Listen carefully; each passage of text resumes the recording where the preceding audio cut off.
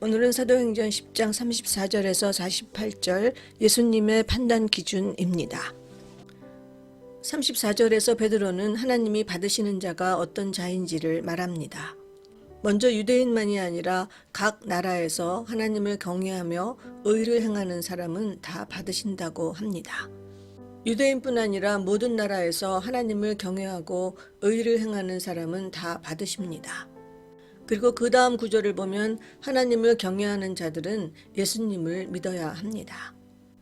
베드로는 하나님이 예수님을 통해 화평의 복음을 전하셨다는 것과 또 예수님이 하나님의 성령과 능력을 받아 선한 일을 행하고 마귀에게 눌린 모든 사람을 고친 것이 하나님과 함께 하셨기 때문이라고 합니다.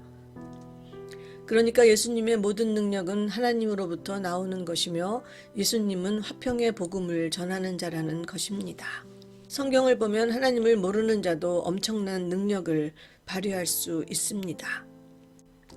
하지만 하나님과 함께하지 않는 자들은 아무리 신기한 기적을 행해도 화평을 전하는 자들이 아닙니다.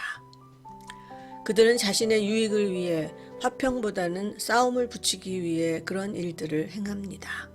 하나님과 함께하는 자인가를 알려면 먼저 그가 화평케 하는 자인가를 봐야 합니다. 아무리 능력이 뛰어나 병 고치고 귀신을 쫓고 죽은 자를 살려도 화평케 하지 않는 자는 하나님과 함께하는 자가 아닙니다. 공동체를 이간질하고 편가르기를 해서 결국 조직을 무너지게 하는 자는 하나님과 함께하는 자가 아닙니다.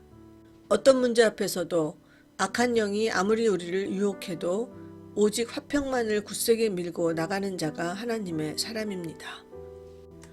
아무리 힘들고 고통스럽고 이해도 되지 않는 상황이라도 화평을 위해 자기의 모든 생각을 내려놓을 수 있는 자가 하나님과 함께하는 자입니다.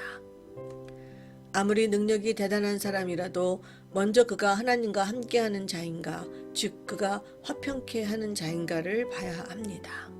그리고 예수님의 증인인 제자들이 전하는 복음은 두 가지입니다. 첫째, 예수님이 하나님이 살아있는 자와 죽은 자의 재판장으로 정하신 자라는 것이고, 둘째, 우리가 예수님을 믿을 때 그 이름을 힘입어 죄사함을 받는다는 것입니다. 그런데 여기에서 재판장이신 예수님의 판단 기준이 뭔가를 생각해 봐야겠습니다. 예수님의 판단 기준은 화평입니다. 화평케 하는 자가 산자이고 화평을 깨는 자가 죽은 자입니다. 화평케 하는 자가 선한 자이며 분열케 하는 자가 죄인입니다. 우리가 우리의 판단을 가지고 사는 그 자체가 죄입니다. 우리의 판단이 시퍼렇게 살아있는 한 우리는 절대로 함께 화평할 수 없기 때문입니다. 그리고 오직 예수님을 통해서만 그런 죄를 내려놓는 죄사함을 받을 수 있습니다.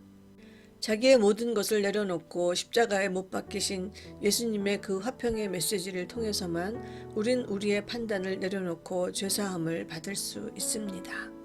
내 판단, 내 논리를 내려놓고 오직 공동체의 화평만을 생각할 때 우린 죄사함을 받은 하나님의 자녀입니다. 교회의 열심인 자, 봉사의 열심인 자, 큰 헌금하는 자가 예수님과 함께하는 자가 아니라 화평케 하는 자가 예수님으로 거듭난 예수님의 제자입니다. 또 화평케 하는 자, 자기를 내려놓은 자, 죄사함을 받은 자의 특징은 항상 기쁘고 감사한 사람이라는 것입니다. 내 판단, 내 논리를 내려놓을 수 있는 자, 화평케 하는 자, 그래서 이간질하는 사탄에게 맞설 수 있는 자가 예수님을 믿는 자입니다.